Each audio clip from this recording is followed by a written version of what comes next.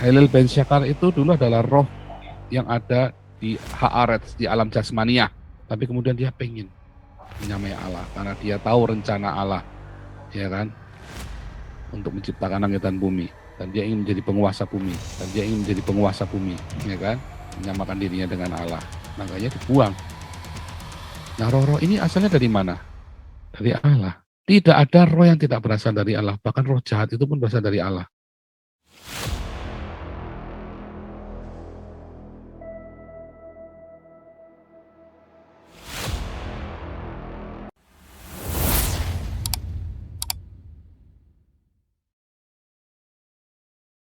Tapi sebelumnya tolong semuanya di-subscribe dulu ya YouTube-nya dan di-like dulu ya. Selalu ingatkan untuk subscribe dan selalu di-like.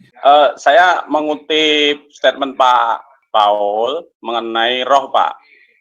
Roh itu kalau saya waktu Pak Paul itu debat sama MGM Mario Mali itu, roh itu tidak diciptakan kan itu, Pak. Yang di Pengkhotbah 12 ayat 7 itu kan debu, terus roh itu akan kembali ke Allah yang mengaruniaikan gitu. Pertanyaan saya itu malah justru di 1 Samuel 16 ayat 14 sampai 15. Ini bercerita tentang Saul itu roh Tuhan undur, terus ada roh lagi, itu bagaimana Pak? Itu bisa diterangkan itu Pak saya Pak. Oh, ada roh Tuhan undur dari Saul. Sama roh Allah itu loh Pak, roh Allah ada roh jahat yang dari Tuhan. Ya. Itu gimana Pak? Roh Allah kan mundur dari Saul, Kemudian ada roh jahat yang dari Tuhan. Betul nggak? Ayatnya bunyi gitu ya. Benar nggak yang itu bukan? Iya, betul. Benar yang itu? Kalau salah, ya, salah loh, jadi salah. Jadi yang ditanyakan harus pasti dulu ayatnya yang mana dulu nih, supaya jangan salah jawab. Ayat 1 Samuel 16, ayat 14 sampai 15. Ini menerangkan yang hubungannya dengan kaitannya dengan statement Pak Paul bahwa roh itu nggak dicipta itu loh Pak. Memang nggak dicipta. Nah itu ya kalau roh nggak diciptakan sama saja itu kan Tuhan atau Allah sendiri gitu. Nah itu di situ ayat 14 ayat 15 kan ada, kalau saya simpulkan ada 2 roh itu Pak. Atau bagaimana Pak? Saya kok belum paham itu. Jadi tadi kembali ke Yesaya 14 ayat 12. Halil bin Syakar ini apa? Roh kan? Ya kan roh. Halil bin Syakar itu dulu adalah roh yang ada di Haaretz, di alam jasmania. Ya, yang mereka menguasai alam jasmania, tapi kemudian dia pengen menyamai Allah karena dia tahu rencana Allah, ya kan, untuk menciptakan langit dan bumi, dan dia ingin menjadi penguasa bumi, ya kan, menyamakan dirinya dengan Allah. Makanya dibuang. Nah, roh-roh ini asalnya dari mana? Dari Allah, ya kan? Roh-roh ini dulu berasal dari Allah. Jadi tidak ada roh yang tidak berasal dari Allah, bahkan roh jahat itu pun berasal dari Allah. Tapi apakah Allah itu jahat? Enggak. Tetapi Allah selalu memberikan kehendak bebas kepada semua ciptaannya. Itu ya. Allah itu luar biasa. Selalu memberikan kehendak bebas kepada semua ciptaannya. Itulah hebatnya. Di dalam kerajaan Allah ada kehendak bebas. Tapi setiap orang diberi kehendak. Setiap ciptaannya diberi kehendak bebas. Itu ya. Masuk manusia, termasuk malaikat-malaikat. Dan yang malaikat yang kurang ajar ini, yang melebihi batas-batas kekuasaannya, yang ditulis dalam 2 Petrus 2 ayat 4 sama Yudas 1 ayat 6 ya, kalau nggak salah ya, melebihi batas-batas wilayahnya. Nah itu yang kemudian dibuang, ditahan, ditawan di dalam gua-gua yang gelap. Dan iblis ini dalam 2 Korintus 10 ya, katakan bahwa iblis bisa menyamar menjadi malaikat terang. Iblis yang di dalam gua ini, iblis yang menyamar menjadi malaikat terang, ditawan di dalam gua. Nah itulah Jibril yang datangi Muhammad. Apakah dia berasal dari Tuhan? Semua malaikat berasal dari Tuhan. Semuanya, kita pun semua berasal dari Tuhan. Kita manusia pun semua berasal dari Tuhan, ya kan? Jadi itu yang dimaksud seperti itu. Karena semua itu berasal dari Tuhan. Itu menunjukkan bahwa Ia yang berkuasa atas segala sesuatu. Nangkap ya? Karena semua itu ya. berasal, semua ciptaan ini berasal dari dia. Mau yang jahat, mau yang baik. Nah, hanya kenapa dia jadi jahat? Karena dia punya kehendak bebas untuk berdusta, roh dusta itu kan. Dia punya kehendak bebas untuk memberikan roh depresi. Ya karena dia punya kehendak bebas. Itulah Allah kita yang memberikan kehendak bebas dengan tanggung jawab. Kalau kamu tidak tanggung jawab, ya kamu akan menanggung akibatnya. Jadi jangan salahkan Tuhan. Semua penderitaan ini, pencobaan-pencobaan itu semua karena kita sendiri yang milih.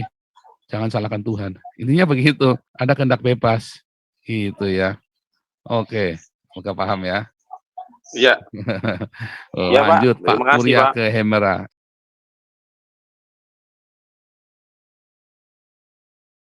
Ya. Manakah Eden yang ada di Kejadian 2? Di Kejadian 2 itu kan bilang manusia ditempatkan di Eden. Eden itu di situ ada sungai Efrat di sini. Ada sungai Tigris. Terus ada sungai Gihon ini. Ada sungai Pison. Sebentar ya, Pison itu kalau di sini gini ya. Jadi di manakah Eden? Nah, Eden itu ada di sini, Pak. Nah, inilah Eden. Ya. Inilah Eden, itu yang di layar. Eden itu adalah sebuah suasana.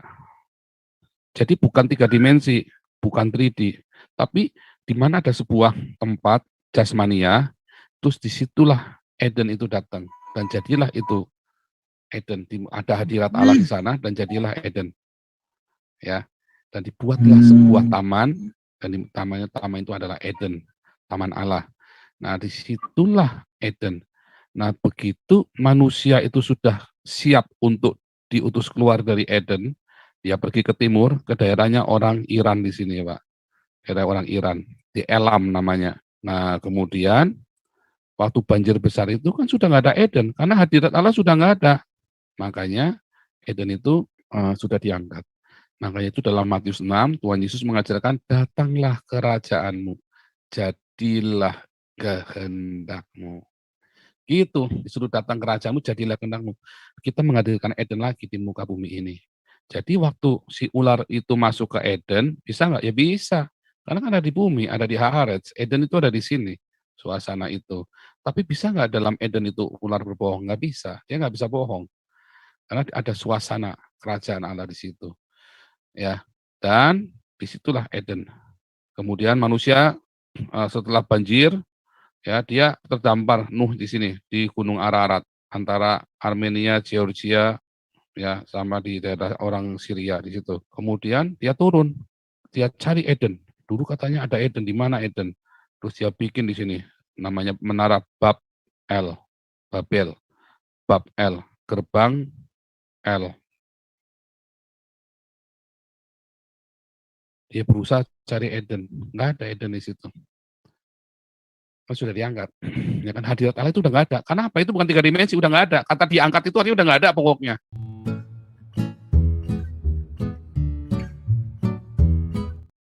Ya karena sudah nggak ada yang menghadirkan. Apalagi semua manusia kemudian berbuat dosa. Bagaimana orang berdosa bisa menghadirkan Eden? Tetapi Tuhan Yesus mengajar kita kalau berdoa datanglah kerajaanmu. Ya, jadilah kehendakmu di bumi seperti surga. Datanglah kerajaanmu. Dan Yesus berkata ketika aku mengusir setan, menyembuhkan orang sakit, maka kerajaan Allah itu datang padamu. Nah, di Eden itulah ada kesembuhan, ada pemulihan, ada kebahagiaan. Itu Pak. Itu yang dimaksud dengan Eden. Ya, jadi Eden itu bukan 3 dimensi, tetapi sebuah kondisi, sebuah suasana. Nah, di situ. Tapi setelah Eden itu nggak ada, sekarang kering kerontang Pak. Jadi padang gurun Arabia Pak.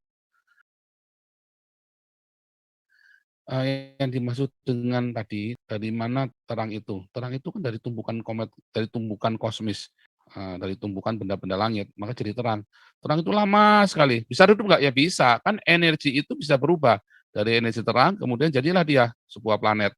Dan planet itu membungkus magma yang di dalamnya, energi yang ada di dalamnya, cairan magnetis itu kan, yang ada di dalam yang panas itu. Nah, energinya masih ada di dalam situ, tapi kan terangnya udah ketutup. Ya kan? Karena mendingin, benda-benda itu sudah mulai menjadi dingin. Jadi nggak bercahaya lagi. Begitulah terus. Jadi kegelapan, ada terang, ada gelap, ada terang, ada gelap. Itu dipisah. Makanya ada terang, ada gelap. Kalau terang ya terang, kalau gelap ya gelap. Gitu. Gelap itu akan pergi kalau ada terang. Nah, begitu terang ya gelapnya hilang sendiri. Nah, itulah maka yang dimaksud dengan memisahkan gelap dari terang. Tetapi kemudian setelah sudah menciptakan planet-planet itu, diciptakannya juga mataharinya dan bulannya, satelitnya. Nah, supaya ada terang dengan gelap. Ya, di waktu terang itu ada waktu siang itu ada matahari yang terang benderang, dan waktu gelap pun jangan sampai gelap gulita, tapi ada yang menerangi. Tetapi kemudian di situ ya tadi yang kecil menguasai malam. Itu adalah filosofis yang kecil, hilal menguasai malam, penguasa gelap. Hilal itu adalah penguasa kegelapan, maksudnya begitu. Sedangkan terang, yang terang itu menguasai siang, gitu ya. Itu maksudnya seperti itu. Wah, moga-moga jelas nih.